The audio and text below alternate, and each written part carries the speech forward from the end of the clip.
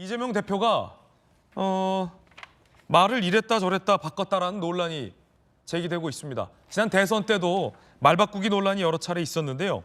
이번에는 노동시간과 관련해서 지난 3일에는 주 52시간 규정이 너무 빡빡하다 보니 업종에 따라서는 바쁠 때는 좀 더 몰아서 일할 수 있게 해야 하는 것 아니냐. 는 노동시간과 관련해서 지난 3일에는 주 52시간 규정이 너무 빡빡하다 보니 업종에 따라서는 바쁠 때는 좀 더 몰아서 일할 수 있게 해야 하는 것 아니냐. 검토해보겠다라고 얘기했다가 어제는 이 단칼에 주 4일째로 도입해야겠다라고 전혀 결이 다른 이야기를 해서 말 바꾸기의 정도가 굉장히 드라마틱한 거 아니냐라는 논란도 일고 있습니다. 주제 만나보시죠. 52시간의 예외를 두겠다라는 발언과 주 4일째는 양극단에 있는 내용이라는 지적도 나옵니다. 급기야 이 대표가 좌회전, 우회전 깜빡이를 동시에 켜고 있다라는 지적도 나왔습니다. 들어보시죠. 국민의 주권 의지가 일상적으로 국정에 반영되도록 직접 민주주의를 강화하겠습니다. 그 첫 조치로 국회의원 국민소환제를 도입하도록 해보겠습니다. 보기는 어떻습니까? 법인카드 쓴값서 토해내요. 하지 마세요. 자, 우리 민주당 의원님들 무슨 말씀하시는지 좀 들어주세요.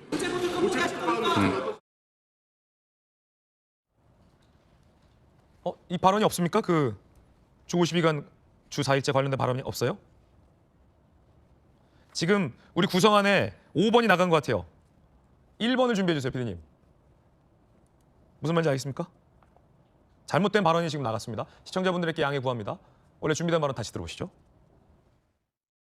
특정 중요 산업의 특정 연구 개발 분야 중에서도 고소득의 전문가 그들이 동의할 경우에만 예외로 좀 그들이 좀 몰아서 일할 수 있게 해주자. 이걸 왜 안 해주냐라고 하니까 할 말이 없더라고요. 창의와 자율의 첨단 기술 사회로 가려면 노동시간을 줄이고 주 4.5일제를 거쳐서 주 4일 근무국가로 나아가야 합니다. 52시간 처리하시는 거예요, 그러면? 특별한 필요 때문에 불가피하게 특정 영역의 노동시간을 유연화하더라도 그것이 총 노동시간 연장이나 노동대가 회피 수단이 되면 안 됩니다. 진심이 뭡니까, 도대체? 우재준 의원님, 잠깐만 기다려주세요. 그리고 내가 한마디 더 드리면 잠깐만 기다려보세요. 이게 품격을 좀 지키시라니까. 자, 결국 고용시간 노동화를 꺼내들면서 우클릭을 했다가 당내 강성 지지자들과 민주노총의 반발에 이재명 대표가 말을 바꾼 것 아니냐. 그래서 이도 아니고 저도 아닌 이런 발언이 나온 거 아니냐라는 지적도 오늘 조간신문에 나오고 있습니다. 자, 그러자 여당이 강하게 비판했습니다. 이재명 대표의 전매 특허인 오락가락 정치가 점입 가경입니다. 보고 있는 국민들이 어지러울 지경입니다. 자신이 채식주의자라고 외치면서 치킨을 뜯어먹는 것과 같습니다. 자신을 기만하고 타인을 기만합니다. 먹사니즘, 잘사니즘 이거는 어떻게 보면 뻥사니즘이라고 저는 이렇게 표현을 하고 싶습니다. 자, 여당에서 강하게 비판하고 있는 겁니다. 이 대표의 어떤 오락가락 행보라는 지적인 건데요. 관련된 내용 자세히 보시죠. 자, 2023년에는 윤 정부 69시간 근무제 도입은 퇴행적이다라고 하더니 지난 3일에는 아니 몰아서 일하는 게 왜 안 되냐 라면서 전혀 다른 방향의 말을 했습니다. 자, 그러자 어제 장시간 노동하는 것은 경쟁력 확보한다는 건 모순이다 라며 또 노동시간을 줄이겠다라고 얘기하고 있습니다. 그러자 민주당 내부에서도 오락가락 행보에 비판의 목소리가 나옵니다. A 민주당 의원, 이 대표는 과거에도 특정 사안의 말을 뒤집은 전력이 있다. 갈짓자 행보가 아닌 책임감 있게 정책을 전개하라. 비명계 원외 조직 초일의 인사 B, 굉장히 구체적이네요. 누군지 알 것 같은데 그러면. 좋은 이야기를 다 끌어다 쓰려니 상충되는 얘기가 나왔다. 뒤죽박죽 종합 선물 세트다. 민주당 내부에서도 비판이 나옵니다. 권영진 의원님 어떻게 보십니까? 뭐 이재명 대표가 하도 현란하게 말을 바꿔서요. 저분의 진짜 색깔이 뭔지 저게 작전 아닌가 싶기도 하고 어떨 때는. 동시에 두 가지 얘기를 하는 게요? 예. 근데 아까 조금 전에 뭐 좌측 깜빡이, 우측 깜빡이 다 켠다고 그랬는데요. 제가 보건대는 이번에는 우측 깜빡이 켜고 좌회전 하는 거예요. 우측 깜빡이 켜고 좌회전 하는 이게 거다. 훨씬 더 위험한 겁니다. 그러니까 갑자기 지금 원래 들어서부터 기업 중심으로 가야 된다, 성장해야 된다, 실용이다 이렇게 얘기를 하신단 말이에요.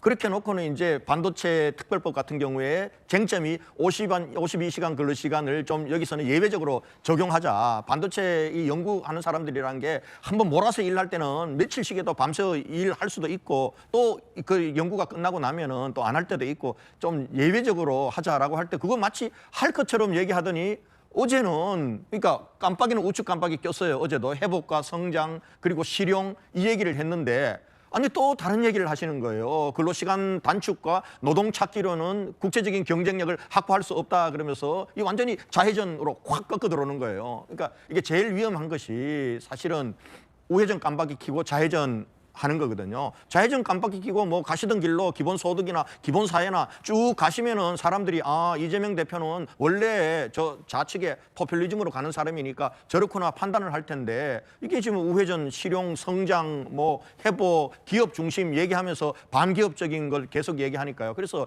이재명 대표가 지금 말보다는 좀 행동으로 좀 이제 이번만큼 보여주는 게 필요하다라고 봅니다. 만약에 정말 당신께서 성장이 굉장히 중요하고 그리고 또 기업 중심으로 성장을 해야 된다라고 얘기하면요. 반도체 특별법에서 52시간 근로시간제 예외적으로 적용하는 법 만들어야 되고요. 또 반도체와 AI는 엄청난 전력이 들어갑니다. 그래서 전력특별법 등 에너지 3법 여기 통과시켜줘야 되죠. 그리고 한미동맹 얘기하면서 아니 중국인들이 저기 이 조선소 가서 사진 찍고 그 정보 빼가는 거 이거 처벌할 수 있는 간첩죄도 이거 만들자 개정하자 반대하고 있잖아요. 그러니까 이러면서 무슨 어찌 보면 깜빡이를 우측으로 넣는 겁니까? 하는 행동은 전부 좌측에 가 있으면서요. 그래서 이번만큼은 좀 그런 부분들 정말 이재명 대표가 좀 변했구나 실제로 이걸 좀 국민들이 신뢰할 수 있는 그 행동으로 좀 보여주십사 하는 부탁의 말씀을 드리고 싶습니다. 예, 민주당이었던 조응천 전 의원이 조금 전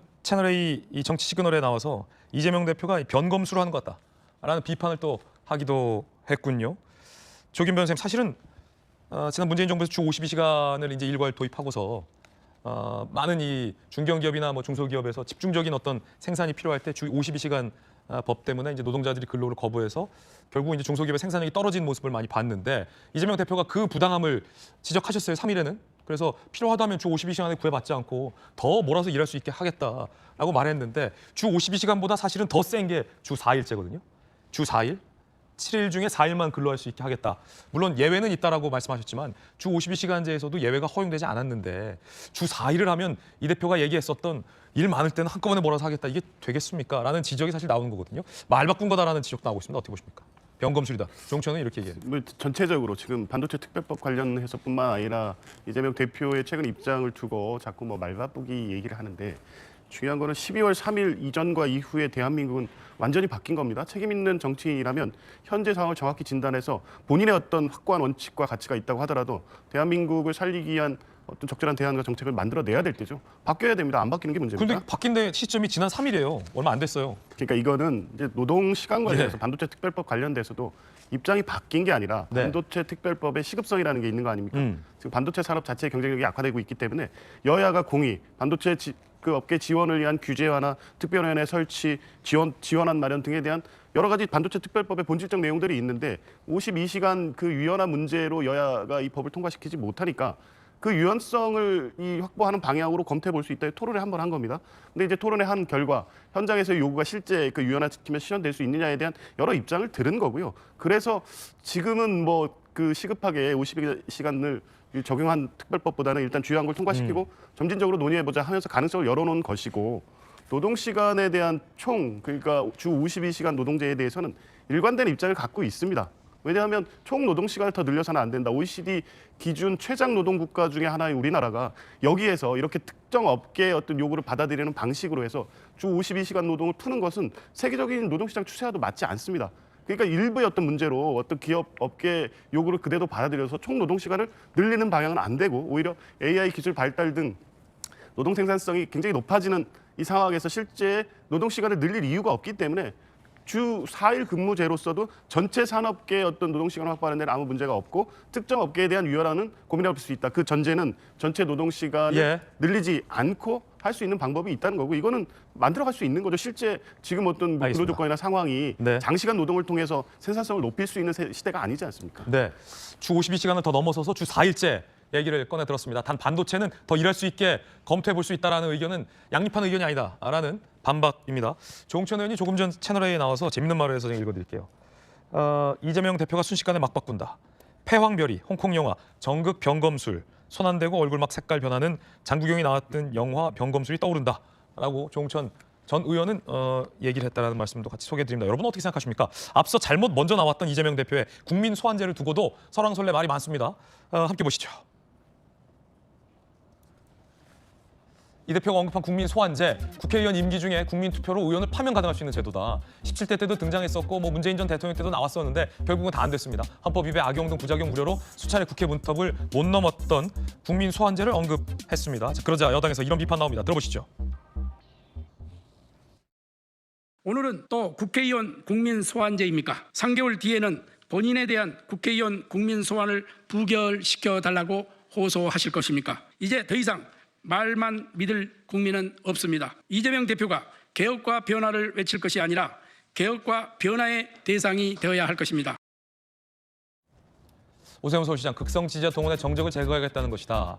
여당의 중진, 눈 가리고 아웅, 면피용 국민 소환제다. 친한계 모임 1호 대상은 이재명 본인이다. 여당에서는 친한, 친윤, 중진, 시장 모두 다 이 대표의 어떤 발언의 진정성을 의심하는 목소리가 나오기도 했습니다.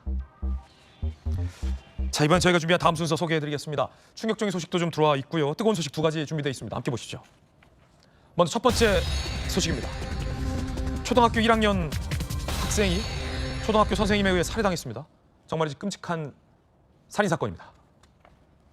김하늘 양 유족 측이 이름을 본명을 공개할 것에 동의를 한 상황입니다. 김하늘 양 안타깝게 초등학교에서 숨졌는데 살인을 저지른 가해자는 40대 교사입니다. 4시 40분 하늘 양이 돌봄 교실을 마친 후 미술학원 차를 타러 나오지 않은 겁니다. 그러자 하늘 양의 부모가 경찰에 실종 신고를 했고요. 휴대전화 위치 추적을 했습니다. 이 하늘 양을 할머니가 학교에서 사망한 하늘 양을 처음으로 발견했다고 합니다. 흉기에 찔린 채 발견이 됐습니다. 발견됐을 당시의 상황 한번 보시죠. 곳곳에 하늘 양은 상처를 입은 채 사망한 채 발견됐습니다. 병원 이송 후 사망 판정을 받았어요. 왜냐하면 심정지 상태였으니까요. 40대 교사는 자해를 한 것으로 추정이 되고요.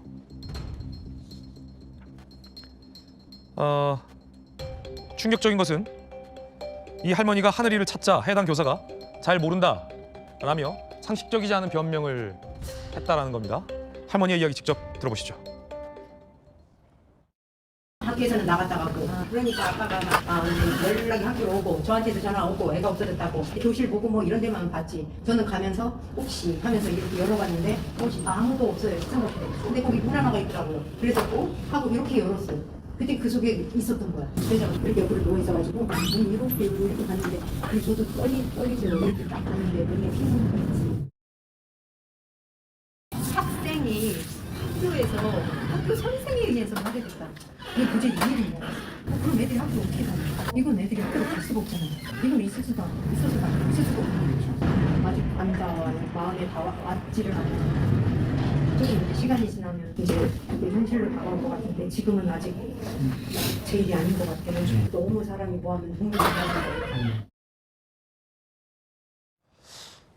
저도 저 또래 아이를 키우는 아빠지만 이 초등학교에서 운영하는 돌봄 교실이 맞벌이 부모들에게는 상당히 절실하고 고마운 제도입니다. 당연히 학교와 선생님을 믿고 아이 부모는 아이를 돌봄 교실에 보낸 겁니다. 그런데 그 돌봄 교실에서 교사가 초등학교 1학년 아이를 살해한 겁니다. 정말 끔찍한 사건입니다.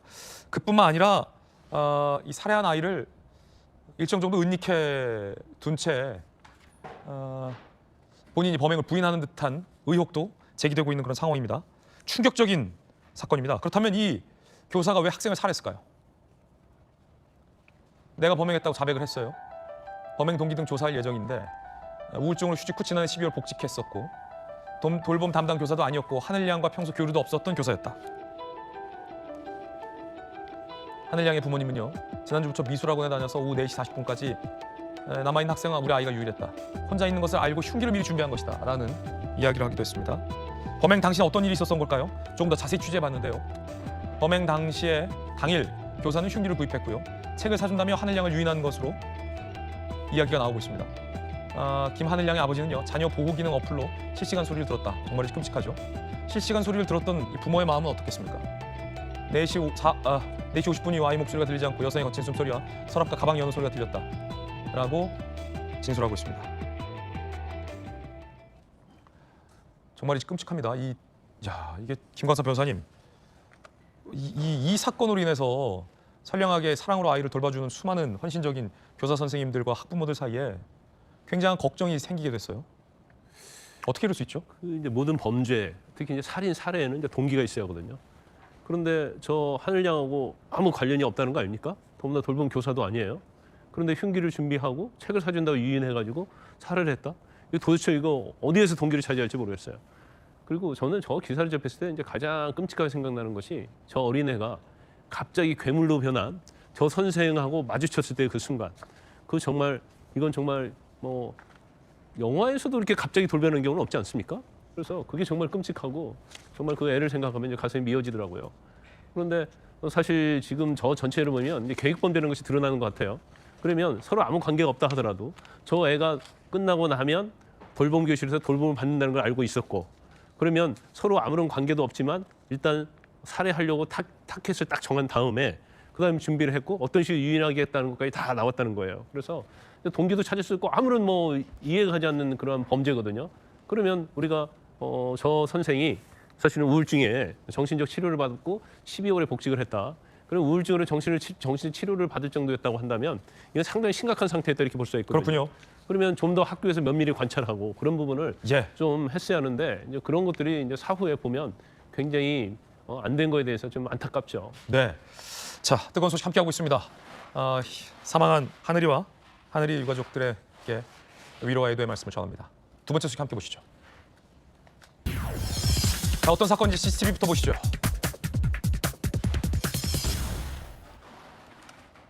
네, 은행에 들어오는 마스크와 털모자를 둘러쓴 남성. 한 손에는 여행용 캐리어를 끌고 있는데요. 벼랑간 검은 비닐봉지로 감싼 물건을 총처럼 겨냥하면서 은행 이곳저곳을 휘젓습니다. 고객과 은행 직원들을 위협하며 한쪽으로 이동시켜 바닥에 무릎을 꿇게 하더니 가지고 왔던 여행용 가방에 돈을 담으라고 지시합니다. 잠시 한눈을 파는 사이 한 고객이 남성이 들고 있던 비닐봉지로 감싼 물건을 향해 손을 뻗고요. 몸싸움이 시작됐고 2분 만에 남성을 제압하는 데 성공합니다. 그런데 알고 봤더니 저 8살 아들의 장난감을 범행에 동원했다는 겁니다. 자, 이렇게 봤을 땐 권총 같았는데 제압한 후 까보니 티라노사우루스 물총이었습니다. 생활고로 인한 범행이라고 하는데 황당하기도 하고 안타깝기도 합니다.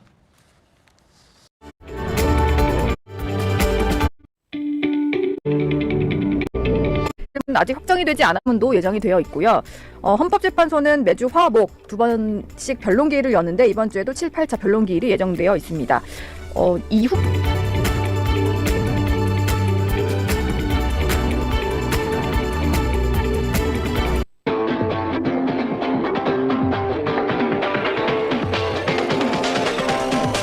채널A의 아침을 여는 라디오쇼 정치 시그널, 저는 노은지입니다. 오늘 하루 가장 중요한 정치권 신호 여기서 먼저 잡아드립니다. 오늘의 첫 번째 신호. 오늘 윤석열 대통령의 탄핵 심판 7차 변론기일에는 백종욱 전 국정원 3차장, 또 김용빈 선관위 사무총장 등이 증인으로 출석해 부정선거에 대한 집중 검증이 이뤄질 전망입니다. 헌재와 윤 대통령 측은 피의자 신문조서의 증거 능력을 두고도 공방을 벌이고 있습니다. 두 번째 신호. 이재명 더불어민주당 대표가 어제 국회 교섭단체 대표 연설에서 모두가 함께 잘 사는 잘사니즘을 이루겠다고 밝혔습니다. 이를 위해서 우클릭에 주저하지 않겠다는 태도까지 보였는데요. 국민의힘에서는 채식한다면서 치킨을 뜯는 뻥사니즘이다 이렇게 비판했습니다. 정치의 신과 탄핵 심판의 쟁점을 한번 살펴보고요. 시그널픽은 신동욱 국민의힘 수석대변인과 함께하겠습니다. 정치 시그널 지금 시작합니다. 네, 신랄한 비판과 따끔한 일침으로 정치권을 얼얼하게 만들고 계신 정치의 신 두 분을 모셨습니다. 김성태 전 의원, 조홍천 전 의원 두 분과 함께하겠습니다. 어서 오세요. 네, 안녕하세요. 반갑습니다. 지금 헌법재판소가 매주 이틀 두 번씩 그 탄핵 심판 변론기일을 열고 있는데 오늘은 7차 변론기일이 예정이 되어 있습니다. 제가 오프닝에서도 좀 얘기를 했는데 증인들의 증언이 이제 검찰 진술과 좀 달라지다 보니까 윤 대통령 측 입장에서는 피의자 신문조서 이 증거 능력을 탄핵 심판에서 인정을 하면 안 된다라는 얘기를 하고 있어요. 근데 헌재가 설명한 걸 보니까 그건 우리 재판부가 판단할 사항이다 이렇게 선을 긋더라고요. 이건 좀 어떻게 해석을 해야 됩니까? 헌법재판소법 제40조를 보면 헌법재판의 성질에 반하지 않는 한도 내에서 탄핵 심판은 형사소송법을 준용한다. 예. 이렇게 돼 있거든요. 네. 그러니까 헌재는 지금 이 증거 능력의 인정 여부가 헌법재판의 성질과는 맞지 않다라고 예. 해석을 하는 거죠. 즉 네. 형사재판은 공판 중심주의고 엄격한 입증에 의해서 증거 능력을 이 인정되는 그것만 선별해 가지고 합니다. 그래서 뭐 이건 자백한 녹취가 발견이 되더라도 이 독수 독가다 해가지고 증거를 인정 안 하고 무죄로 판결나고 막 그런 게 있잖아요. 네. 그에 비해서 탄핵 심판은 파면 여부를 결정하는 일종의 징계 절차다. 예. 그렇기 때문에 윤석열 대통령의 12월 3일 그 행적이 과연 위헌 위법성이 있느냐 여부만 따지면 된다. 라는 그런 취지입니다. 예. 그렇게 되면은 이제 어떻게 되냐면 원래 형사재판 같으면은 조서에 시인하는 걸로 돼 있다가도 그 입장이 유지가 안 되는 경우에는 다 증인으로 나와야 되고 또 그걸 다 물어봐야 되거든요. 네. 그럼 이제 엄청나게 늘어지겠죠. 예. 길이. 네.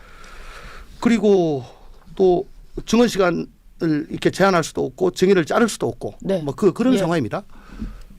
저는 개인적으로 생각하기에는 뭐 헌재법 취지에 따라 가지고 헌법재판 성질에 반하지 않는 범위 내라고 했으니까 요거는 뭐 재판부가 그렇게 판단할 수도 있을 것 같은데 근데 이런 얘기를 하려면 진작에 외견상 공정하고 또 아주 차분한 그런 심리가 이루어지고 있다. 그런 느낌을 줘야 되는데 지금 보니까 뭐 증인 신청을 15명을 받아줬는데 박근혜 때는 25명을 했대요.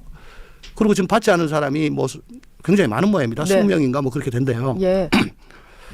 그 이제 다 그 진술이 좀 어긋나는 거겠죠. 이런 거 다 배척하고 또 90분 내에 마치라고 그러지 않습니까? 시계가 등장하고. 초시계 등장하고. 그러면서 뭐 추가로 한 3분만 그러니까 안 됩니다. 네. 라고 자르잖아요. 예.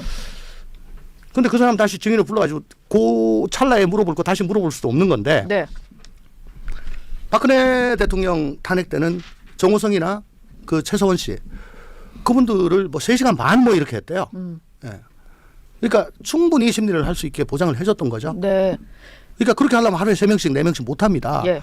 그러니까 이런 게 마치 뭐 어떤 그 마감을 정해놓고 거기에 맞춰가지고 달려가는 듯한 그러면 마감을 왜 정하지? 뭐 이런 생각이 자연스럽게 되면서 네. 그러면 조기 대선을 빨리 해야 된다고 생각을 하는 거야? 그건 누가 좋은 거야? 그러면 문영배랑 가깝다며 예. 뭐 이렇게까지 연결이 돼가지고 그러니까 사고가 그렇게까지 전개가 될 수 있도록 그런 거죠. 여건을 예. 지금 자꾸 만들어주는 거죠. 거기다가 이진숙 재판관 4대4로 딱 진영별로 나눴죠. 네. 그리고 저 한덕수 총리는 그냥 놔두고 마은혁 재판관 임명 여부 권한 정의부터 막 서둘러 가지고 하는데 어저께 그런 얘기가 있었어요. 국회 측 대리인이 이거 절차 연결 좀 보완할 수 있으면 좋겠습니다. 그러니까 그게 무슨 뜻이냐? 예. 뭐 본회의에서 저 의결을 추진하겠습니다. 얼마 걸리냐? 2주 정도 이상 걸릴 것 같습니다. 그럼 내려면 내십시오. 라고 그게 지금 그 우원식 국회의장이 낸 권한쟁의 심판을 놓고 국민의힘에서는 의장은 청구 권한이 없어서 이거 그냥 본회의 의결이 각하해야 있어야 된다. 예, 예. 의결이 있어야 된다 하니까 네. 국회 쪽에서 그러면 우리가 의결을 해 올 수도 있다라고 얘기를 한 거군요. 그러니까 하자를 치유하겠다는 거죠. 예. 그런데 이런 경우에는 그냥 각하를 하면 되는 거지. 네. 하자 치유를 하는 건 말이 안 되는 게 예를 들어서 예. 그 비상계엄 하던 날 저녁에 국무회의 절차가 있었냐 말았냐 이거는 뭐 국무회의가 아니다 이런 얘기까지 있잖아요. 네. 그래서 절차적으로 부적법하다. 부적법한 위법한 비상계엄 발령이다. 예. 그러면 지금 국무회의 다시 열어가지고 그거 다시 한 번 더 할게요. 그러면 그 하자가 치유되잖아요. 라고 얘기하면 그거 수긍하겠습니까? 그러면은 어제 그 마은혁 재판관 임명 보류와 관련된 권한쟁의 심판을 본 윤 대통령 측 대리인단은 그럼 우리도 절차적 하자를 보완해 올게 뭐 이런 논리를 펴도 뭐 무방한 거네요. 같은 논리라면. 그러니까 그 자체가 저는 말이 안 된다고 이게 치유될 성질의 것이 아닌데 예. 왜 저런 걸 하느냐. 그런 네. 게 하나하나 꼬투리가 잡혀가지고 결국은 최고사법기관인 헌재에서 어떤 결론이 나도 인용으로 나도 기각이로 나도 나랑 두 짝나게 생겼다. 이걸 헌재가 자초한 측면이 없지 않다. 예. 앞으로는 좀 네. 이런 거를 자초할 그런 언행은 좀 생각을 좀 하셔야 되겠다. 예, 지금 계속 저희가 얘기를 하다가 마은혁 재판관 후보자 얘기까지 나오긴 했는데 뭐 이런 얘기입니다. 형사소송법이 2020년에 개정이 돼서 피의자 신문조서가 증거 능력을 가지려면은 이제 뭐 피의자의 동의가 필요한 상황인데 박근혜 전 대통령 탄핵 심판 때 보면은 이 형사소송법 개정 전이다 보니까 뭐 그런 거 상관없이 검찰에서의 어떤 그 신문조서들이 다 증거로 인정이 된 거잖아요. 탄핵 심판에 활용이 됐고 그래서 헌재는 그때의 선례를 좀 인용하겠다라는 것 같아요. 근데 지금 국민의힘 입장에서는 그 이후에 법이 개정이 됐으면은 탄핵 심판도 형사소송법에 준해서 이거를 인정을 해야 된다라는 입장이시잖아요. 그렇습니다. 이제 예. 윤석열 대통령 측 변호인들이 이 문제를 가지고 가장 강력하게 문제 제기를 했죠. 네. 지금 앞에 뭐 종천 의원께서도 이제 잘 지적을 했었습니다만은 지금 헌재 자체가 그냥 이거 탄핵 심판 그리고 뭐 지금 한 차례 뭐 준비기를 뭐 형식적으로 하고 그다음에 이 변론기를 자신들 입장만 가지고 8차로 이렇게 정해놓은 거 아닙니까? 네. 그러면 이거는 뭔가 상당히 건의적인 것도 상식적인 건의에 대해서는 다들 인정하지만은 헌재 자체는 이걸 더군다나 현직 대통령의 탄핵 여부를 판단하는 그런 대한민국에서 제일 지금 중요한 판단을 해야 되면은 네. 절차적 정당성이 어느 때보다도 이게 중요한 건데 그냥 자신들이 판단하고 자신들이 내린 그 결정에는 무조건 따라라 이런 식으로 그러면 헌재 심판 왜 하는 거예요? 예. 그런 측면에서 이제 지금 이 문제를 가지고 좀 전에도 이제 마원회의도 그런 분명히 우원식 국회의장이 이거는 자기 독단으로 그냥 헌재에다가 그냥 갖다 드린 미는 거 아닙니까? 네네.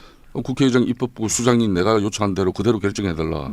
그 이야기랑 마찬가지거든요. 네. 근데 그게 이제 헌재에서 이렇게 판단을 해가지고 그게 요건이 안 되고 절차상 하자 투성이다. 그러면 이건 각하시키면 끝나는 건데 무슨 네. 절차적 하자를 갖다 이렇게 보완 치유할 수 있는 그런 시간을 부여하는 그런 재판정 법정 봤습니까?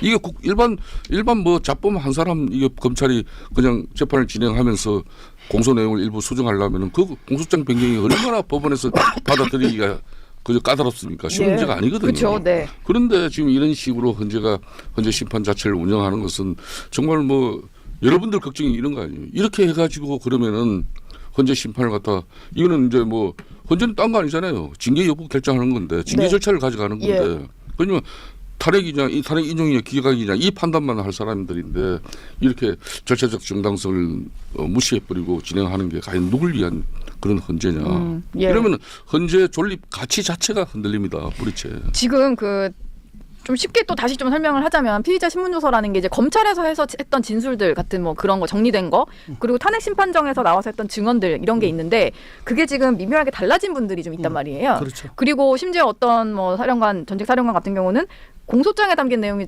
내가 한 것과 좀 일치하지 않는 부분이 있다 이런 말까지 좀 나온 상황이다 보니까 검찰에서는 그런 신문조서를 가지고 재판을 진행할 거고 그게 탄핵 심판정에 나와서는 그거 내가 한 얘기 아니다라고 하는데 헌재가 만약 그냥 검찰 조서만 갖고 인정을 해버린다면 이거 헌재 신뢰할 수 있겠냐라는 말이 또 나올 것 같거든요. 네. 예. 그러니까 이게 곧 그 각 사령관들, 네. 그러니까 주요 군인들에 대한 형사 재판이 이제 진행이 되겠죠. 네. 되면은 보나마나 전부 다 뭐 증거 부동의 할 거고요. 부동의 하면은 그건 쓸모가 없어집니다. 그러면 어떻게 해야 되느냐? 공판에 재판정에 다시 나와서 똑같이 한 번 더 해야 돼요. 예. 그래서 검사가 또 신문하고 그러면 그때는 검찰에서는 그렇게 얘기 안 했는데 지금 왜 그러냐? 막 탄핵하고 그러면 또 변호인이 거기에 대해서 반박을 하고 이런 게 그 재판정 안에서 벌어지고 거기서 판사가 자유심증을 형성하고 그래서 사실 확정을 하고 유죄 무죄를 가린다. 이게 공판 중심주의거든요. 네. 그래서 헌재법 41조가에 보면은 형사재판이 진행 중일 때는 뭐 그 결과 나올 때까지 중단할 수 있다라고 하는 게 51조입니다. 그게 이제 헌재법 51조죠. 어쨌거나 이제 앞으로 그 얘기가 곧 나오게 돼 있습니다. 네. 실체적 진실이 지금 흔들리는데 흔들리는 진실 가지고 어떻게 이 중차대한 결정을 하냐라고 얘기가 곧 나올 건데요. 예. 그러니까 제가 드리고자 하는 말씀은 중차대한 그 사건일수록 절차를 엄격히 지키고 특히 그 피청구인의 방어권 행사에 지장이 없게끔 철저히 절차를 보장을 해야 돼요. 그래야 법적인 절차적인 정당성이 보장이 되고 그 어떤 결론이 나더라도 거기에 대해서 반발, 갈등 이게 최소화될 거 아니겠습니까? 그런데 너무 신속에 지금 조안점을 신속에만 방점이 좀 찍힌 것 같다는 생각이 그러니까 들어요. 지금 2월 6일 날 NBS에서 여론조사를 했는데 헌재 탄핵 과정을 신뢰한다가 52, 신뢰하지 않는다가 43이에요. 이건 굉장히 심각한 겁니다. 어마어마하게 심각한 겁니다. 박근혜 탄핵 때 온 국민들이 그거 다 인정했거든요. 그랬죠. 그때는 그렇게 서두른다는 느낌 안 받았잖아요. 심지어 그때는 검찰에 출석하기도 전이었고. 사실상 헌재 심판 자체에 자신이 적극적이지 않았지 않습니까? 그러면 피소추인이 그런 분위기였음에도 불구하고 헌재 심판 절차나 과정 이런 거는 지금 윤석열 대통령 헌재 심판에서 자신이 방권 행사를 적극적으로 하겠다는 거고 그리고 또 지금 헌재가 지금까지 운영한 그런 판단에 대해서 자기 나름대로 분명히 그 여러 가지 준비를 해가지고 변호인 척하고 이렇게 돼 있는데 그걸 수용하는 그런 자세와 태도가 아니라는 거죠.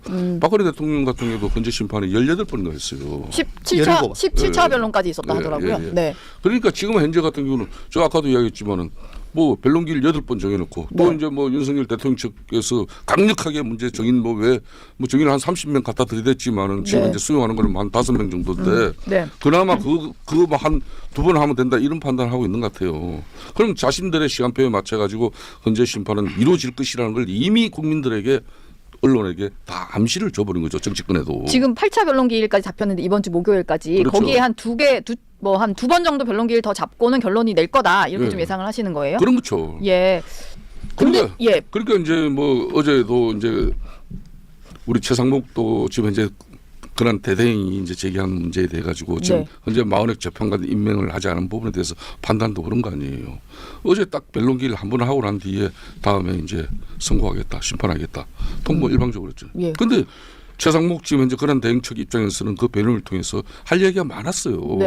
주장도 많고. 그렇지만 딱 끊어버린 거죠. 그러니까 지금 너무 헌재가 문행배 지금 헌재 재판소장이 그런 대행 중심에 너무 아마 이게 일반적인 우리 국민들의 법 막 그런 지식 감정에도 이건 누가 뭐라 그래도 너무 서두른다. 오늘날 지금 왜 윤석열 대통령의 지지율이나 국민의힘 정당 지지율이 뭐 지금 탄핵되고 난 2달 동안에 집권당 국민의힘이 뭐 당정 관계를 정말 열심히 잘해가지고 이 엄동소란을 먹고 살기는 힘든 그런 민생 경제를 아우르고 챙겨서 지지율 올라갔습니까? 그 대통령이 지금 이제 무슨 국정을 펴서 그런 거 아니잖아요. 12.3 비상계엄은 대통령 통치권 행위로 했다고 치지만은 그 부분에 대해서 판단은 이제 제대로 하면 되는 것이고. 그런데 이걸 일방적으로 그냥 내란죄 뒤집어 써가지고 그냥 헌재에서 심판 빨리 내려버리면은 가장 이득을 볼 수 있는 또 한 정치 집단 그 누구를 위한 그런 모치 사법 절차가 되는 것처럼 이렇게 국민들이 각인되어지고 인식되어지면 이건 대한민국의 큰 얘기죠. 민주주의의 근간은 법치고 법원은 최후의 본인데. 그러니까 헌재에 대한 신뢰가 좀 떨어진 게 좀 큰데 지금 그 국민의힘이 좀 지적을 하다가 요즘은 좀 약간 잦아들긴 했습니다만 문영배 헌법재판소 소장 권한대행과 이재명 민주당 대표의 관계를 얘기하기도 하고 그리고 헌법재판관들의 어떤 우리법연구회 소속 이력을 또 얘기를 하기도 하고 그러니까 점점 헌재를 신뢰할 수 없는 기관으로 좀 얘기하는 사람들이 많아지는 게 좀 우려스러워요. 지금 여건 야건 할 것 없이 사법부에서 어떤 결정이 판단이 나면은 자기한테 유리하면 현명한 판단에 정말 감사드린다. 뭐 자기들한테 조금이나 불리하게 나면은 뭐 악담을 그냥 퍼붓고 그게 이제 관행이 되어버렸죠. 지금 이 건은 결론 나기 전부터 지금 이렇게 난리인데요. 제가 한번 누차 얘기했다시피 사법부를 신뢰하지 않고 사법부가 불신을 받게 되면 법치는 근간에서부터 흔들리고 그러면 민주주의는 형해화된다. 그렇기 때문에 사법부는 무조건 존중돼야 된다. 근데 거기에는 어떤 전제가 있느냐. 스스로 절차적 정당성을 확보하려는 노력을 해야 돼요. 근데 저는 정말 사법부에 대해서는 절대적으로 존중해야 된다고 누차 얘기를 했던 사람인데 이번 같은 경우는 제가 보기에도 저 왜 저러지? 라고 하는 경우가 조금 있었거든요. 그러니까 앞으로는 정말 이런 데 좀 신경을 쓰시고 헌재에서 그래서 더 이상 이런 얘기 안 나오게 좀 주의를 하시고 여야 정치권도 뭐 이건 윤 대통령 뭐 이재명 대표 다 그렇습니다. 이건 뭐 이 분리에 따라 가지고 정말 사법부 흔드는 거를 아무렇지도 않게 생각하는데 국민 여러분 이런 사람들은 뽑아주면 안 됩니다 진짜. 그러면서 헌재가 지금 가장 시급해야 될 거는 저는 뭐냐면은 어쨌든 한덕수 대행을 탄핵을 했잖아요. 그래서 지금 대행이 지금 와 있는데 대행이 하는 거하고 대행이 하는 게 지금 트럼프 2기를 맞이해 가지고 엄청난 차이가 있을 겁니다. 제가 잘은 모르겠지만 또 지금 뭐 내란 특검법 거부권 행사한다 또 뭐 아니면 망역 임명 또 안 한다? 그러면 또 탄핵할 거야 라고 협박하잖아요. 그럼 151이에요 200이에요. 그거 가처분까지 들어왔거든요. 한 일주일도 안 걸립니다. 4월이면 끝나요. 그거부터 빨리 가르마를 타줘야지. 이거 아직도 151이냐 200 가지고 계속 이렇게 살아야 됩니까? 지금 우리가 해야 될 거는 불확실성을 최대한 제거를 하는 겁니다. 왜 헌재가 그걸 안 해요? 그리고 좀 순서대로 해서. 제 말씀이죠. 그러니까 헌재가 대통령 탄핵을 다루는 이 문제는 바로 대한민국을 빨리 정상화시켜야 된다는 그런 불확실성 제거가 가장 큰 목적이잖아요.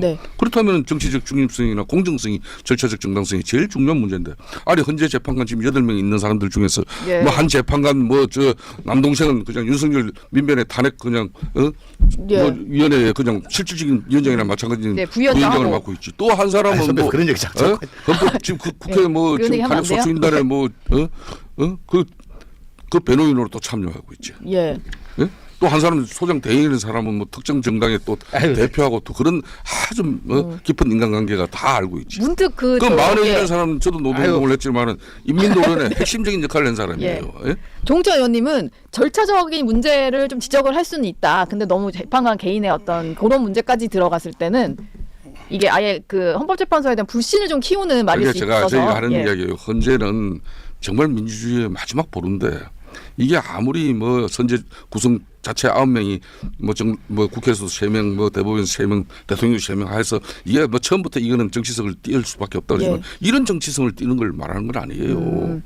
조홍천 의원님이 또 마침 사법연수원 동기시던데 문영배 소장과 이재명 대표와 되게 화려한 동기들이 많으시더라고요. 그 참 동기분들 훌륭한 분들 많으시네. 근데 이제 국민의힘 이상민 전 장관까지도 국민의힘에서는 사법연수원 동기인 걸 가지고 좀 많이 공격을 했었는데요. 그저 300명 되는데 그 동기라는 거 하나 가지고 뭐 저기는 나랑 무척 가까워라고 얘기 못합니다. 요즘 저 동기들 단톡방에 있는데요. 뭐 부고 같은 거 올라오고 결혼 올라오는데 누구지? 나는 하는 경우가 더 많아요. 그럼 문영배 소장과 이재명 대표도 뭐 그 정도로 서로 그냥 뭐 객관적으로는 노동법 연구인가요? 거기서 같이 활동을 했었죠. 모르는 사이는 아니지만 그러니까 그거는 이제 소집단이니까 뭐 10몇 명짜리니까 거기는 뭐 300명보다는 모집단이 훨씬 줄어들지 않습니까? 알겠습니다. 이재명 대표 얘기로 좀 넘어가 볼게요. 어제 교섭단체 대표연설에 나선 이재명 대표가 요즘에 실용주의 얘기를 좀 많이 하고 있어요. 그래서 일각에서는 민주당 내부에서는 너무 우클릭한다라는 비판까지 좀 나오는 상황인데 어제는 잘사니즘이라는 뭐 슬로건을 하나 공개를 했고 주 4일째 얘기를 했는데 앞서서 이재명 민주당 대표가 그 민주당에서는 거의 금기와 마찬가지인 주 52시간 예외 조항 뭐 이런 언급을 좀 했다가 좀 논란이니까 그냥 어제는 갑자기 주 4일째로 다시 좀 돌아가는 듯 했거든요. 어제 연설을 좀 어떻게 들으셨어요? 저는 참 얼토당토하는 연설이 바로 저런 내용이에요. 얼토당토한다. 그렇죠. 그러니까 자신이 이제 뭐 이 분배 중심의 그런 기본사회, 기본소득을 중시한다.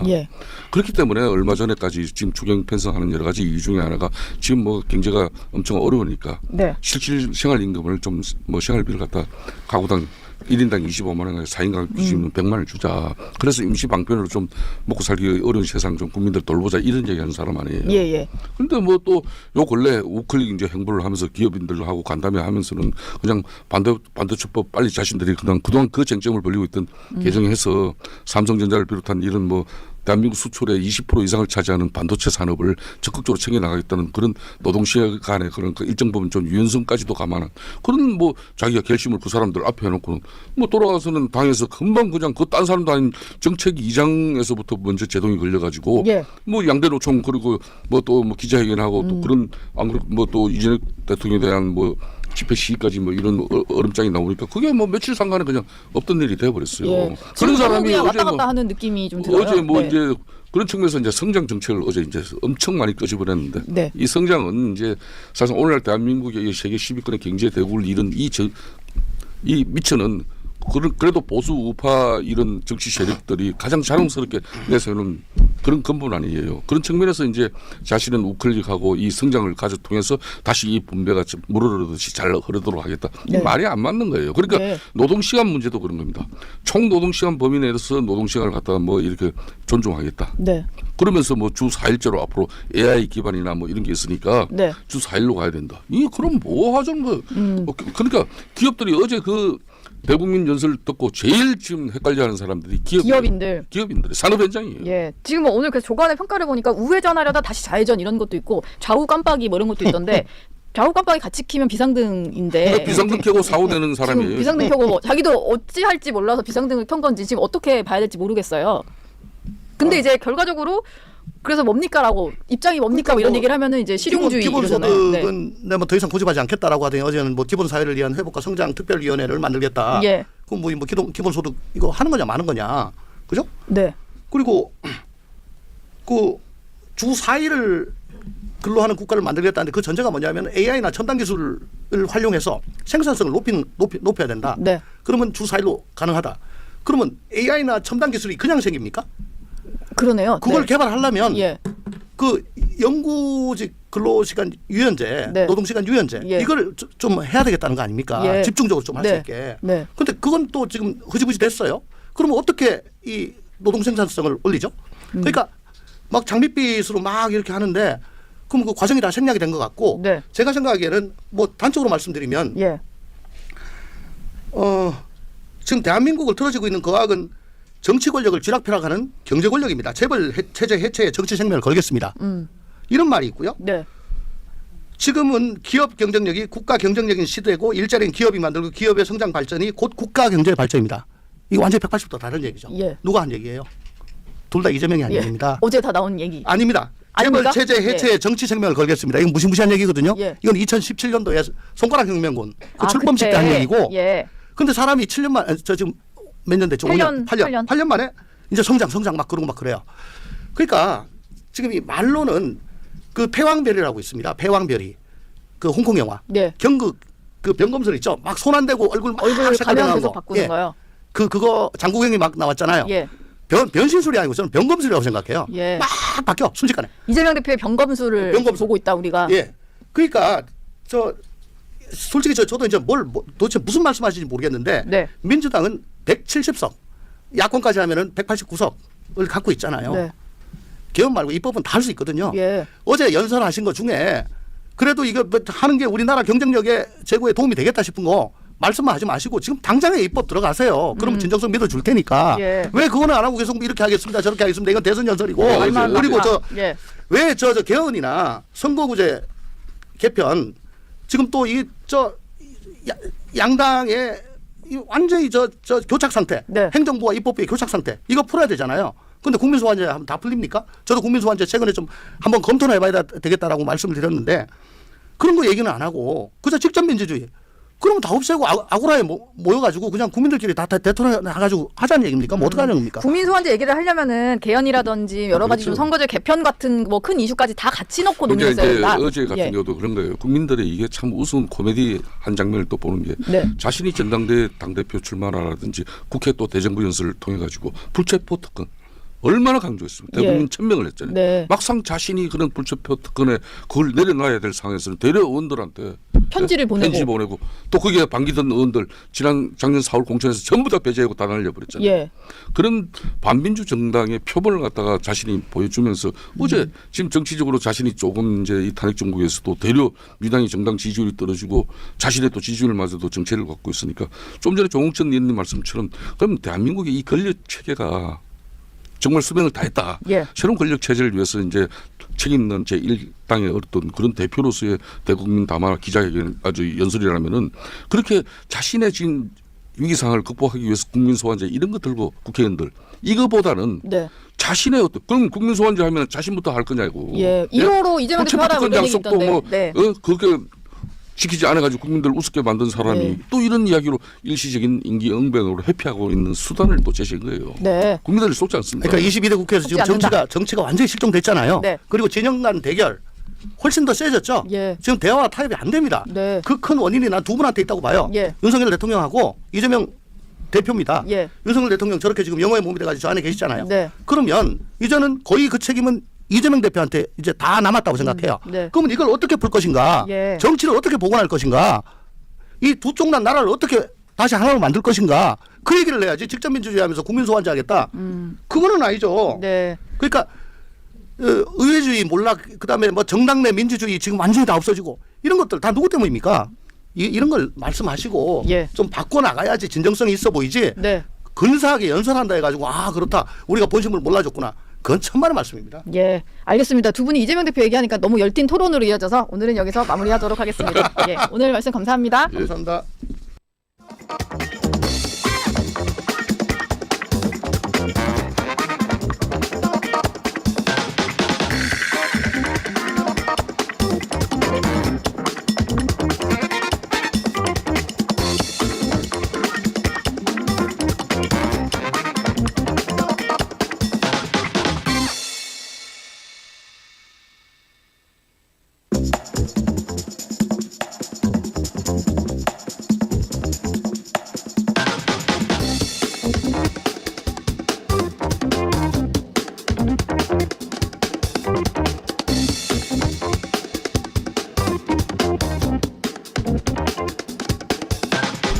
네, 오늘 시그널픽에서는 국민의힘 수석 대변인 맡고 계신 신동욱 의원과 함께 자세한 얘기 나누겠습니다. 어서 오세요. 네, 반갑습니다. 네, 반갑습니다. 예, 헌법재판소의 탄핵 심판이 매주 2번씩의 변론기일을 열고 있는데 그 윤 대통령 측에서 법원에 청구한 구속 취소 요청에 대해서는 법원이 오늘 20일에 판단을 내리기로 했습니다. 예.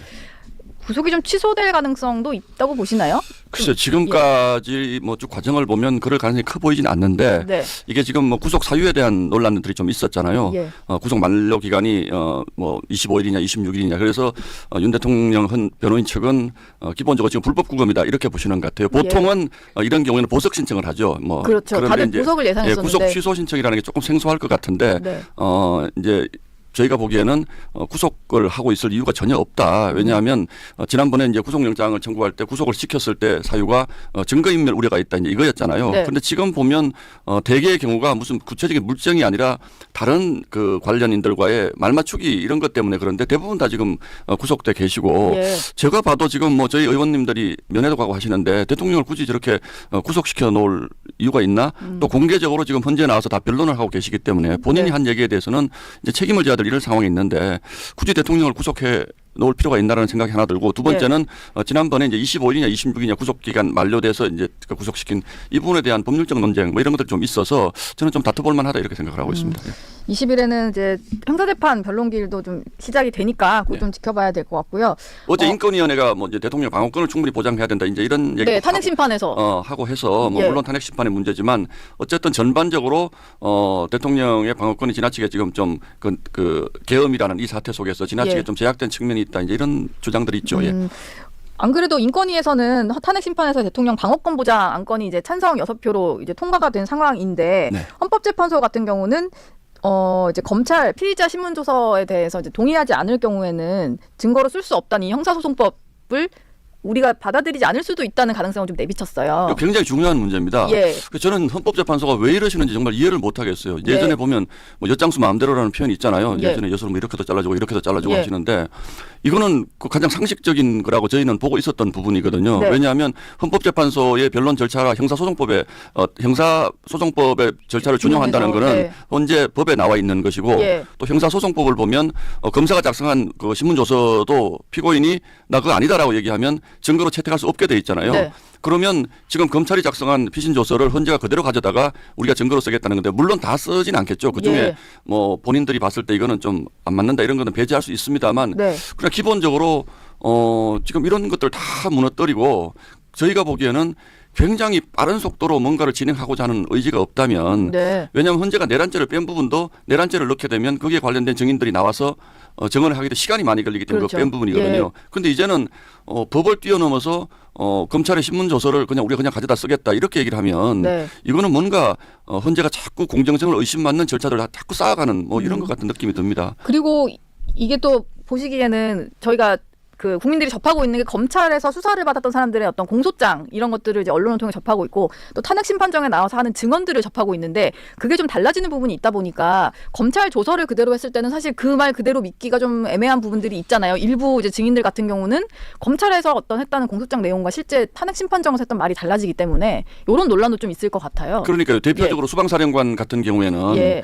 검찰의 그 조서가 내가 진술한 것과 거의 다르다 이렇게 또 예, 그런 변론장에 얘기를 나와서 했죠. 얘기를 했거든요. 네. 그런데 그런 거를 가져다가 물론 뭐 참고할 수는 있습니다만 거기에 검찰이 쓴 거를 그 대통령 탄핵에 활용하겠다. 예. 이런 부분들은 제가 보기에는 굉장히 납득하기 어렵고 예. 저게 만약에 저런 부분들을 인용을 해가지고 대통령 탄핵 결정을 내렸을 때 헌법재판소가 저 감당할 수 있겠습니까? 저는 감당할 수 없다고 봅니다. 예. 그러면서 계속 사법부를 믿어야 된다. 네. 헌재의 결정을 믿어야 된다. 이렇게 얘기하는 게 정말 헌재가 어떤 생각으로 이렇게 하는지 저는 이해하기가 어려워요. 그리고 만약에 저게 나중에 결정적으로 형사재판에서 예. 그 부분들의 증거 능력이 다 기각되는 상황이 생겼을 때 네.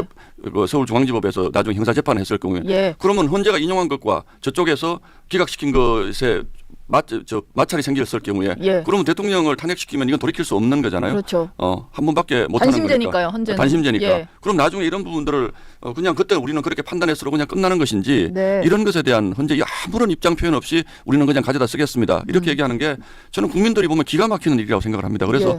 헌재 헌재가 어제 그렇게 발표를 하긴 했는데 이 정도 사안이 되면 공보원이 나서 얘기할 얘기 아닙니다. 이 정도면 저 권한대행이 직접 얘기를 하든지 우리는 어떤 이유에서 이렇게 하기로 했다라든지 이게 예. 해야지 대통령 탄핵을 다루는 이런 중요한 데서 당사자들이 다 저 사실이 아니다라고 얘기하는 검찰의 신문 예. 조서를 가져다가 우리는 증거를 네. 채택하겠다. 제가 보기에는 있을 수 없는데. 예. 지금 대통령 그 탄핵 심판 변론기일이 오늘 잡혀 있고 목요일까지만 일단 기일이 잡혀 있는 상황이잖아요. 아직 추가 일정은 안 잡혔는데 아마 추가 요구는 있을 걸로 보입니다. 뭐 당연히 요청을 할 것 같고요. 근데 이런 속도고 추가 기일이 만약에 잡혀봤자 몇 번 안 잡힌다면 2월 말 3월 초 정도에는 이제 결론이 나올 수 있다. 뭐 보통 이런 뭐 예상이. 2주일 정도를 예. 맥시멈으로 보니까요. 예, 예. 네. 그러니까요. 이게 윤 대통령 측에서 요구한 정의는 거의 다 기각을 시켜버렸다는 거 아닙니까? 예. 그리고 아마 이런 걸로 보면 추가 변론기를 요청을 해도 네. 아마 받아들여질 가능성이 높지 않은 것으로 보고 있고 예. 또 하나의 문제가 이미 8번의 변론기일은 이미 시작할 때 결정을 했잖아요. 예. 이것도 형사소송법의 규칙을 보면 이렇게 기일을 미리 정할 때는 피고인이라든지 변호인이라든지 검사의 의견을 들어야 한다 이렇게 되어 있습니다. 그런데 예. 헌재가 이거 일방적으로 결정한 거거든요. 그러고 나서 지금 이렇게 하는 것을 보면 왜 이렇게 헌재가 시간에 쫓길까? 이거는 저희가 늘 얘기하는 것처럼 4월 달에 다가오는 두 분의 헌법재판관들의 임기 만료 시한 예. 또는 이재명 대표의 네. 항소심 재판 선고 일정 이런 것들이 아니고서는 아니 지금 대통령이 지금 이미 감옥에 구금이 돼 있는 상태로 있는데 네. 물론 빨리 대통령 탄핵 결정을 마무리해서 국가를 정상화시켜야 된다라는 명분이 있습니다만 네. 그러나 이렇게까지 빨리 앞당겼을 경우에 어떻게 하려고 이렇게 하는 거죠? 그래서 대통령이 실질적으로 지금 처음에 이런 얘기를 한 이유는 무슨 뭐 제2의 내란이 있을 수 있다. 민주당의 프레임이 있습니다. 지금도 내란 중이다. 예. 제2의 내란이 있을 수 있다. 네. 어제 이재명 대표도 내란을 빨리 종식시켜야 된다. 민주당의 상투적인 레토릭입니다만은 아직도 진행 중이다. 이렇게. 그렇기 때문에 예. 대통령을 빨리 파면시켜야 된다는 논리지 않습니까? 네. 그런데 그것은 대한민국을 무시하는 겁니다. 대한민국은 정치만 잘하면 다 잘할 수 있는 국민들이에요. 예. 대통령을 탄핵시키는 게 그렇게 급하지 않습니다. 저는 그렇게 생각을 합니다. 그렇기 예. 때문에 오히려 그 결과보다는 네. 절차를 더 잘 지켜야 된다. 그래야지 나중에 예. 후유증이 없을 수가 있다. 절차를 잘 지켜서 이 결과를 모두 대부분의 국민이 수긍할 수 있게 하는 게 더 중요할 맞습니다. 것 같은데. 예. 예. 그래서 저희는 헌법재판관님들이 어떤 판단을 하든지 그거는 재판관님들의 자율이라고 할 수 있습니다만 네. 뭐 예를 들면 정의신문을 하는데 정인 한 명당 90분만 해라. 그리고 심지어는 그 90분을 재기 위해서 문영배 헌재 소장 대행이 초시계를 가져다 놨다는 거 아닙니까? 예. 그리고 일부 정인들 같은 경우에는 뭐 3분만 더 달래도 충분히 했다 그러면서 그냥 끊어버리고 예. 하루에 3명, 4명 핵심 정인입니다. 네. 이게 그렇죠. 뭐 헌법재판소나 재판소에서 3명, 4명이나 10명도 신문할 수는 있지만 네. 그거는 뭐 대부분 크게 중요하지 않은 정인을 신문할 때 얘기고 예. 정말로 핵심 정인 한 명 가지고 하루 이틀을 해도 부족할 만한 정인을 3명, 4명씩 가지고 90분만 해라. 이 내란 사태라고 본인들이 주장하는 이 엄중한 사태를 네. 어떻게 90분에 김용현 장관을 90분에 어떻게 신문을 해가지고 결론을 내립니까? 90분 계속 묻는 게 아니지 않습니까? 예. 이쪽 편도 있고 저쪽 편도 그렇죠. 있고 또 뭐 이렇게 하는 건데 네. 저는 왜 헌법재판소가 이렇게 서둘러서 하루에 3명, 4명씩 시간 정해놓고 또 처음부터 기일도 딱 8번 하겠다 정해놓고 아니 재판하다가 더 필요하면 얼마든지 정인 부르는 거죠. 네. 이재명 대표 그렇게 해가지고 지금 아무것도 아닌 선거법 재판 1심만 2년 2개월을 끌었어요. 그런데 어떻게 그러네요. 헌법재판소가 네. 예. 8번 변론하고 대통령을 탄핵시키는 결론을 내겠다? 저는 절대로 국민들이 이건 납득하지 못할 거라고 생각합니다. 예. 이미 많은 국민들이 헌법재판소의 어떤 절차적인 문제에 대해서는 국민의힘도 많이 지적을 하셔서 알게 된 상황이라 뭐 그런 것도 좀 감안해서 변론기일은 좀 더 잡지 않을까라는 생각은 좀 드는 상황이고요. 아니 실제로 헌법재판소의 절차 문제에 대해서 네. 민주당도 별로 얘기를 안 해요. 왜냐하면 아니 왜 이렇게 정당한 절차에 저희가 태클을 거느냐라고 얘기하기에는 지금 헌재 절차가 너무 이상한 거예요. 지금 헌재가 하는 게. 국민의힘이 보통 지적을 하면 민주당이 반박을 하기 마련인데 그런 반박조차도 그런 안 하는 것도 거죠. 잘 없어요. 예. 그러고 뭐 네. 하는 얘기가 불복 빌드업이냐 이 얘기 정도만 하지 네. 헌재 절차에 대해서 토론을 하자라든지 이런 것들이 없습니다. 지금 민주당도. 예. 근데 그것도 너무나 이상한 것이고 네. 그래서 저는 헌법재판소가 지금이라도 이건 이렇게 서두르면 예. 큰일 날 일이다라는 말씀을 드리고 싶습니다. 네. 대통령은 지금 국민의힘 의원들을 몇 번 접견을 하고 계신데 어제도 그 대통령 만난 게 한 5분 정도 의원이 다녀오셔서 옥중 메시지가 전달이 됐는데 요즘에 보면은 이제 그 거리로 나온 지지자들, 뭐 청년들 이들을 향한 메시지를 많이 내시는 것 같아요. 어제는 뭐 청년들이 나라의 주인 의식을 갖고 있어서 다행이다, 뭐 이런 얘기를 한 것 같은데 아무래도 반대 집회, 탄핵 반대 집회 나가는 청년들이 많이 늘어난 상황을 얘기를 하고 계신 것 그 같아요. 말씀에 대해서 저도 개인적으로는 어느 정도 동의되는 부분은 있습니다. 다만 대통령이 옥중에서 이런 메시지를 계속 내시는 것이 적절한가에 대해서는 뭐 네. 여러분의 생각이 다를 수가 있는데 예. 청년 부분만 뭐 간단히 말씀을 드리면 지금 그 저희 이제 소위 보수 단체 집회에 나오는 그 지지자들이 예전에는 주로 연세 많으신 분들이 많이 나왔는데 네. 지금은 보면 청년의 비중이 굉장히 많습니다. 저희도 사실은 깜짝 놀랄 정도고 네. 그런 부분들이 이제 우리 어른들이 보통 청년들이 뭐 미래에 대한 걱정도 없고 이렇게 생각을 많이 하다가 예. 이번에 보니까 굉장히 나라 걱정을 많이 하더라는 거예요, 청년들이. 예. 그래서 윤 대통령이 왜 계엄을 선포하게 됐는지에 대한 이해도가 굉장히 높고 또 그다음에 지금 진행되는 과정에 대한 네. 제가 조금 전에 설명드린 네. 뭐 헌법재판소의 문제, 사법부의 문제 이런 부분들에 대해서 굉장히 관심들이 높아서 저도 개인적으로는 요즘 굉장히 뿌듯한 마음을 가지고 있습니다. 우리 청년들이 우리 못지않게 나라를 걱정하는구나. 나라를 걱정하는 방식은 비록 다를 수 있지만 예. 우리 청년들도 대한민국을 어깨에 짊어지고 갈 사람들이라는 주체적 의식을 분명히 가지고 있구나. 네. 뭐 그런 부분에 말씀들을 많이 전달을 받으시고 또 본인도 뭐 그렇게 생각하시는 거 아닌가 그렇게 보고 있습니다. 근데 대통령이 뭐 접견한 의원들한테 하는 얘기를 보면 당의 뭐 뒷받침이라든지 당이 좀 단합을 해야 되고 이런 메시지도 좀 나오는 것 같은데 이거를 자꾸 접견을 가서 옥중 메시지를 받아오고 그걸 전달하고 이런 걸 하는 게 맞느냐 이런 비판은 좀 계속 나오는 것 같아요. 예, 그 뭐 가신 분들이 이게 뭐 그저께 이제 우리 저 두 대표가 다녀오셨는데 네. 당 차원에서 이런 부분들을 전달하는 건 아니고 네. 또 가시다 보면 기자들 전화 뭐 잘 아시잖아요. 엄청나게 네. 받거든요. 엄청 하겠죠. 그럼 뭐 네. 일체 함구할 수도 없는 것이고 네. 이제 한마디 나간 얘기들이 이제 이렇게 언론에 전달이 되는 것이지 대통령이 이것은 나의 메시지니까 이렇게 좀 전해주세요라든지 이런 네. 것은 없습니다. 그냥 궁금해하는 어떤 취재진의 예, 답하다 예, 보니 다녀오신 분 예. 어제 다녀오신 분하고 제가 잠시 있었는데 그 네. 차 한잔 마시는 시간에도 굉장히 많은 이 채널A 기자를 비롯해서 예. 많은 기자들이 무슨 얘기 나누셨냐, 뭐 대통령이 무슨 얘기를 했냐, 예. 그중에 인상적인 얘기는 없었냐 네. 이렇게 질문들을 하더라고요. 그러니까 그 의원님이 굉장히 당혹스러워하면서도 또 그래도 뭐 아무 얘기를 안 할 수는 없는 것이고 이런 정도의 상황이지 예. 대통령이 옥중 정치라고 하는 것은 뭐 옛날에 그 임금님이 무슨 뭐 하교를 내리듯이 이런 예. 식의 메시지를 가지고 오시는 건 아니고 뭐 30분 정도 면회하시면서 이런 얘기 저런 얘기를 이제 하잖아요. 이제 네. 주로 이제 나라 걱정이 되겠죠. 당 걱정, 예. 나라 걱정.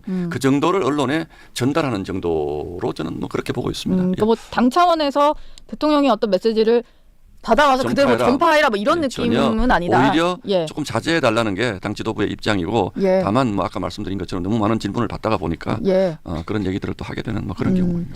어제 신동욱 대변인이 기자들 상대로 이제 얘기를 하시는 과정에서 한 얘기가 있는데 주말에 동대구역 앞에서 경찰 추산으로도 5만 2천 명 정도가 모인 대규모 탄핵 반대 집회가 있었는데 일부 언론에서 이걸 극우 지지자 뭐 이렇게 좀 표현한 것에 대해서 좀 얘기를 하셨잖아요. 네.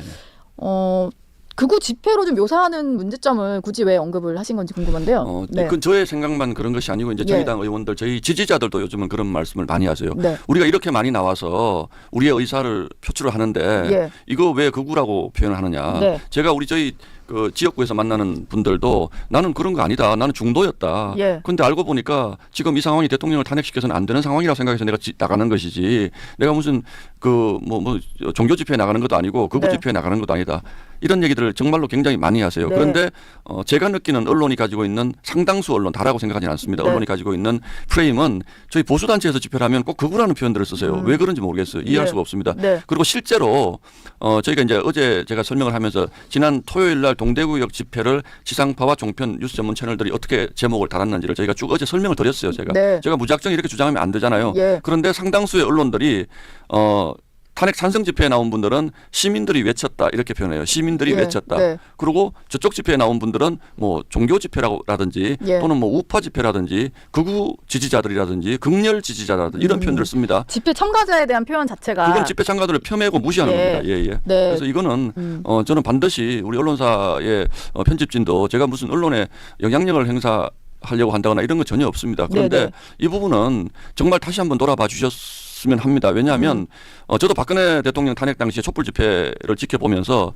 정말 우리 언론들이 많은 그 분량을 할애해서 뉴스를 했습니다. 뭐 거의 예. 하루에 촛불 집회 하루 열리는 날은 막 30분씩 40분씩 지상파가 뉴스했거든요. 예. 그런데 숫자로 보면 그저께 동대구역에 나오신 분들 숫자나 2017년도 박근혜 탄핵 촛불 집회에 나오신 분들이랑 비슷해요. 예. 그런데 대부분의 매체들이 그냥 동대구역에서 이런 집회도 있었다 정도지 현지 언론 추산으로 15만 명이 나왔다는 거 아닙니까? 네. 15만 명이 나온 집회를 그냥 윤 대통령 탄핵 반대 집회도 있었다 정도로 할 수 있는 겁니까? 예. 저 이거는 아니라고 생각합니다. 예, 예.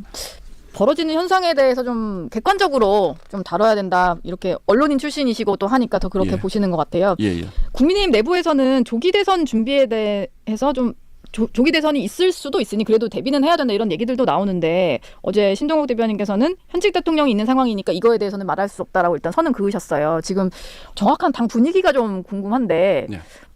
사실 조기 대선 얘기를 공개적으로 하실 수도 없는 노릇이고 335 사적인 자리에서는 야 이거 어떻게 되지라고 말씀하시는 분들이 많고 당의 공식적인 입장은 조기 대선 얘기는 하지 말자는 것이고 예. 제 대변인으로서의 개인적인 입장은 조기 대선 얘기를 하지 말자는 것이 아니고 지금 대선 준비를 하겠다고 나오는 분들은 대통령이 있는 것이잖아요. 예. 그래서 여든 야든 네. 야당에도 대선 출마 선언을 안 하는 것 아닙니까? 예. 그것은 국민을 두려워하기 때문에 그런 것입니다. 네. 지금 국민들 중에 대부분이 야 우리는 조기 대선 치러야지라고 생각하는 것도 아니잖아요. 예. 현직 대통령의 탄핵 결정이 안 난 상태에서 대선 얘기를 하면 그것은 윤석열 대통령을 뽑은 국민들에 대한 모욕일 수가 있는 겁니다. 네. 그렇기 때문에 예. 저는 저희 당 일테면 그 정치 지도자들이나 야당 지도자들 중에서도 네. 조기 대선을 얘기하는 분들은 국민을 굉장히 우습게 하는 분들이라고 저는 생각을 해요. 아주 작은 정당의 일부 후보들이 그렇게 말씀을 하시는 분들이 이미 있지만 네. 그거는 본인이 나오고 싶으면 탄핵 결정이 된다면 그때 얘기를 하면 되는 것이지 예. 내가 뽑은 국회 대통령이 어쨌든 지금 재판을 받고 있는 중이고 탄핵 예. 심판을 받고 있는 중이 버젓이 있는데 대선 출마 선언을 하는 거는 그건 국민에 대한 예의가 아닌 거죠. 저는 예. 그렇게 생각하고 있습니다. 예. 알겠습니다. 네. 이재명 대표가 어제 국회 본회의에서 교섭단체 대표 연설을 했는데 잘사니즘이라는 새로운 비전을 좀 제시를 했어요. 근데 최근에 우클릭 행보를 좀 많이 보이다가 어제는 보면 주사일 근무제를 좀 다시 얘기를 하고 이런 모습이었는데 국민의힘에서는 좀 전반적으로 어제 연설에 대해서는 어떻게 평가를 하시나요? 저희만 그런 게 아니고 예. 조금 전에 조홍천 전 의원님도 네. 한숨을 굉장히 많이 쉬는 걸 봤는데 저는 예. 사실 이재명 대표 어제 연설을 들으면서 장시간 했는데 무슨 소리를 하는지를 사실은 잘 이해가 안 되더라고요. 뭔가 관통하는 일관된 메시지가 메시지가 없고 예를 들면 주사일제 문제를 말씀을 하셨으니까 예. 지금 그 대한민국이 우리가 무슨 근로시간을 52시간에 늘리자는 것이 아니잖아요. 예. 우리의 미래 경쟁력과 우리의 미래 먹거리와 관련 있는 핵심적인 업종의 개발에 담당하는 고소득 근로자에 대해서는 좀 주 52시간이라는 족쇄를 좀 풀어주고 네. 이 부분을 집중적으로 일할 때는 주 52시간이 아니라 좀 더 일할 수 있게 해주자라는 것인데 그 얘기를 지난주에 본인도 했어요. 본인도 본인들 토론회에서 했는데 예. 그럼 주 4일을 하자 그러면 그럼 뭐가 진심입니까? 그래서 이런 얘기들이 전혀 네. 앞뒤가 맞지 않고 두 번째는 이재명 대표가 잘사니즘이라는 걸 주장했잖아요. 예. 잘사니즘은 성장을 해야 된다는 뜻 아닙니까? 그래서 우리 기업들을 좋은 기업들 미국의 이를테면 엔비디아나 이런 기업과 경쟁할 수 있는 좋은 기업을 키워서 잘 살자는 것인데 그러면서 다시 주 4일 근무를 얘기를 하고 네. 또 재벌은 아까 조홍천 의원 예전에 자기 재벌 해체 정치혁명 걸겠다고 그랬다가 예. 갑자기 삼성쯤 되는 회사를 몇 개를 더 만들어야지 대한민국이 잘 살 수 있다라든지 네. 이런 얘기들이 그 무슨 얘기입니까? 나 전혀 이해할 수도 없고 네. 나는 딱 벌어지게 잘 차려진 한정식 먹고 싶은데 네. 그 식재료는 준비하고 싶지 않아 이런 거하고 똑같은 거예요. 그리고 국민들에게 내가 집권하면 여러분들에게 딱 잘 차려진 한정식을 한 상을 내가 대접할 거야. 네. 그런데 식재료 준비할 필요도 없고 그럼 하늘에서 뚝 떨어집니까? 이재명 대표의 어제 메시지는 좌클릭이다 우클릭이다의 문제가 아니라 문법이 맞지 않습니다. 그런 얘기 하시면 안 되는 거죠. 예. 오늘 나오신 분들이 좀 일관되게 무슨 얘기를 하는지 모르겠다 이런 평가를 하시는 것 같은데 예. 마지막으로 짧게 이 대표가 얘기했던 것 중에 국회의원 국민소환제 얘기를 했잖아요. 예. 이거에 대해서도 좀 여쭤보고 싶은데 이게 사실 현실화는 쉽지 않은 내용으로 보입니다. 일단 개헌을 해야죠. 개헌을 해야 되는데 예. 입법으로도 된다는 게 좀 민주당 생각인 것 같아서요. 그래서 입법으로 어떻게 되는지 모르겠는데 국회의원의 자격을 박탈하는 문제잖아요. 네. 그래서 그것을 헌법에 규정하지 않고 국회의원의 자격을 입법으로 해결한다는 게 제가 무슨 소리인지 잘 모르겠고 이것도 역시 무슨 소리인지 잘 모르겠다는 거예요. 예. 그러면서 개헌에 대해서는 굉장히 또 부정적이잖아요. 네. 명확한 얘기를 아직 하지 한 적이 않았죠. 없습니다. 네. 이 얘기를 하려면 어제 개헌 얘기를 하셨어야죠. 예. 저는 이거보다 차라리 그냥 현실적으로 가능한 무슨 형사처벌 받으신 분들은 그 기소된 시점부터 나중에 세비를 다시 회수한다라든지 국회의원의 불체포 특권을 본인도 계속 주장해 온 것이니까 네. 그걸 확실하게 철폐할 수 있는 어떤 법적인 장치를 마련하자라든지 예. 이 정도를 얘기하면 저희 당도 그냥 즉각 호응을 했을 수도 있을 것 같은데 네. 느닷없이 국민소환제를 하면 저희 당이 그 제목만 보고 그래 그럴듯하네 라고 동의할 수는 없잖아요. 그죠? 예. 그래서 이거는 제가 보기에는 정말 아까 얘기한 것처럼 본인이 이게 뭘 뜻하는지를 알고 이런 얘기를 하는 건지에 대해서 저희 당이 어제도 굉장히 입장을 많이 이제 언론사에서 물어오는데 무슨 논평을 하기가 어려울 정도로 뜬금없는 얘기들 자꾸 하니까 저희도 좀 당황스러웠다 이런 말씀드리겠습니다. 알겠습니다. 지금까지 신동욱 국민의힘 수석 대변인과 얘기 나눴습니다. 오늘 말씀 고맙습니다. 예.